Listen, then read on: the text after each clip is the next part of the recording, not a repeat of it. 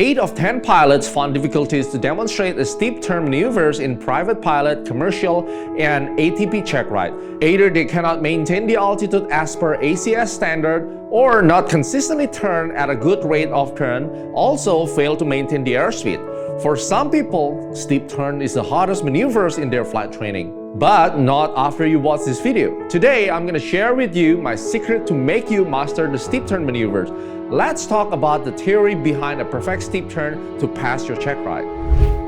Hi, I'm Arteri, a passionate flight instructor and very pilot who loves to share my aviation journey to the world. I hope my videos will encourage you to become a pilot and let me help you to reach your dream with 14 the Pilot Flight Academy.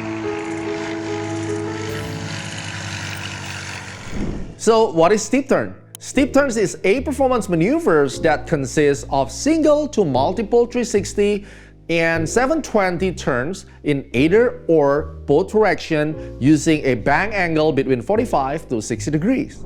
So what is the objective of doing the performance maneuver like steep turn? The FAA wants to see whether you and me as a pilot, we can maintain our proficiency or the pilot skill in the flight control smoothness in maintaining maneuvering speed and coordination, an awareness of the airplane orientation to outside references, remember, outside references, division of attention between the flight control application and the constant need to scan for hazard and other traffic in the area.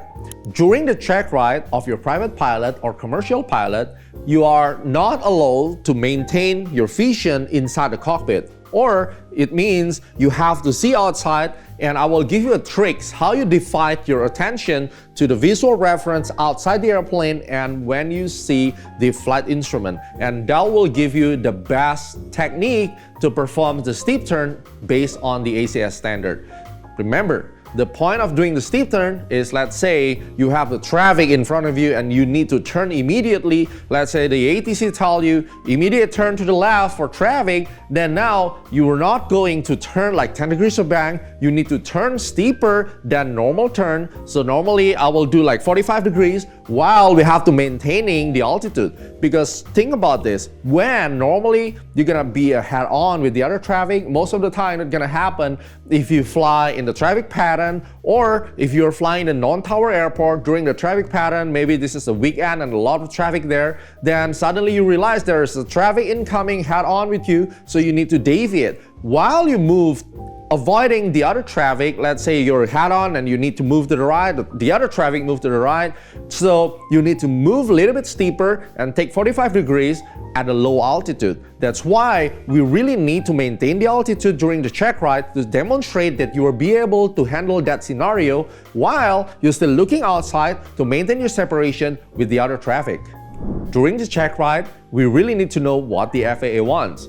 The Airman Certification Standard or ACS requirements, we need to demonstrate a roll into coordinate 360 steep turn with approximately 45 degrees for a private pilot or ATP, 50 degrees bank for commercial pilot test, perform the task in opposite direction.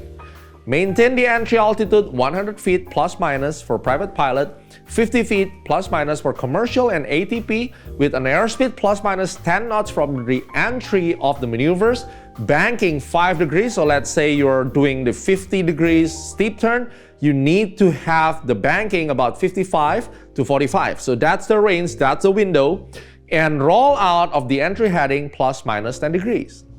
Well, now this is my secret tips on the Cessna 172 or PA-28 on the single-engine airplane that normally people use for training. Number 1, let's treat the airplane to its stable position, speed at maneuvering speed when the altitude is stable, and then check your RPM. It's about 23 to 2400 RPM most of the time. Number 2, before you enter the steep turn, let's try to turn the airplane slowly and gradually to 30 degrees of bank. Between 0 to 30 degrees of bank, you're free from the consequences that you need to add more back pressure because it's fine. The G is not that hard, and then the vertical component of lift still not losing that much when you turn to 30 degrees of bank. But when you're leaving 30 degrees of bank, this is the time for you to add 100 to 200 RPM from the current power setting to compensate the altitude loss when the steep turn begins, depend on the condition of density altitude.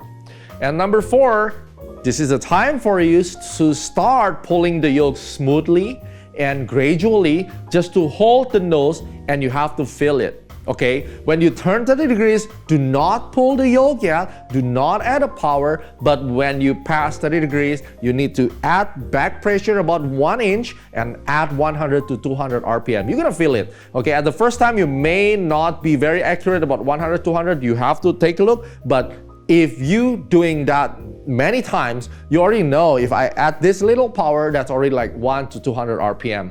Then number 5, when you reach the target bank 45 or 50 degrees, move the trim 2 times from up to down position. 1, 2. Each airplane has different sensitivity, so try it first with the CFI. So 2 slides of the trim, normally we're gonna use that on the Cessna 172. For the PA-28, maybe 4 to 6 times, depend on how the trim sensitivity and how tight the trim setting on your airplane. But normally, when you pass 30 degrees, when you add a little bit more power, wait until the bang reach your target, which is 45 to 50, then you're gonna add the trim 2 times for the Cessna, again depends on the sensitivity, or about 4 to 6 times on the PA-28. Now the point 6 is compensate the centrifugal force with an adequate rudder in direction of turn, because this will help you to maintain the altitude. Number 7, with the correct power setting, again within 100 to 200 RPM above the stable altitude, correct trim setting and accurate rudder compensation, you will most likely can perform a steep turn just like the autopilot.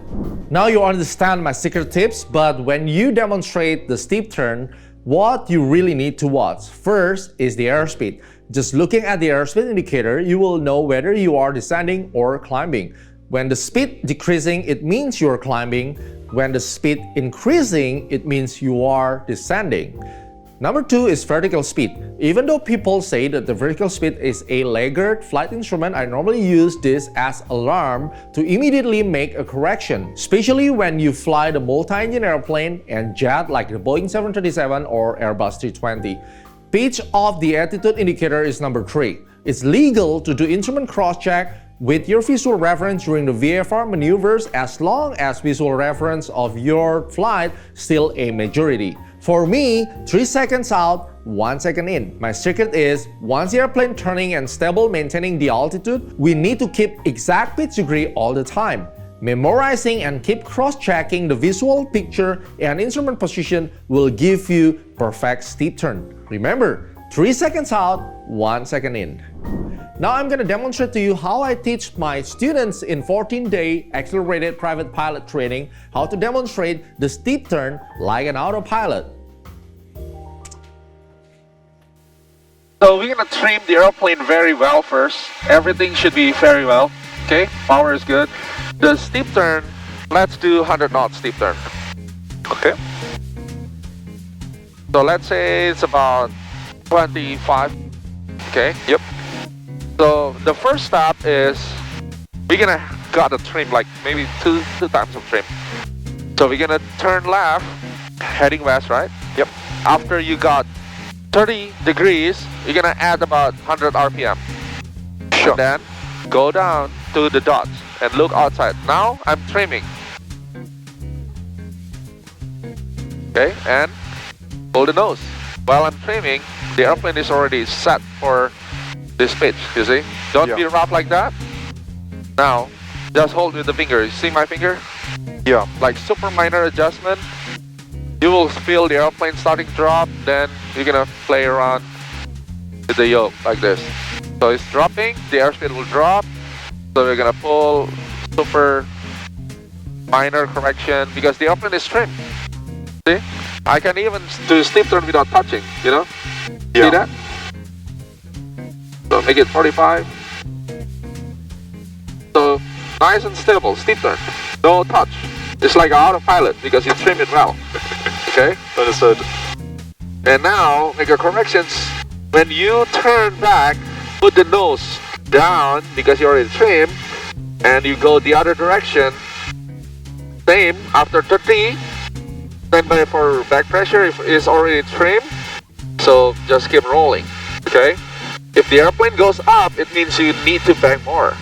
Again, hand off and just make a super tiny correction. maybe just hold the yoke, right? Don't forget the rudder. If it's dropped, just pull a little bit, look outside. See, it's zero. Very impressive. Yeah, Very cool. so you can do that. So the secret is add some little power, not that much, like 100 after 30 degrees bang, and trim it, okay? And find a balance. There's a null zone on the yoke. It's like there's a breathe area on the yoke. You're gonna play in the breathe area only. You understand what I mean? Yes. Okay, you have control. My control? Let's put the heading to, yeah, ease heading. Your control still? Yeah, still my control. So, pilot, that's all my secrets on the steep turn, and I hope you can pass the check ride easily. Please let me know how was your training going, how was the check ride going, comment below, and then send it to 14-Day Pilot Flight Academy. We also invite you to continue your instrument rating, commercial, ATP in our Flight Academy, or maybe if you're still student pilot now and want to try how the accelerated flight training works, contact 14-Day Pilot Flight Academy and we will welcome you to our Flight Academy and enjoy our award-winning accelerated flight training program.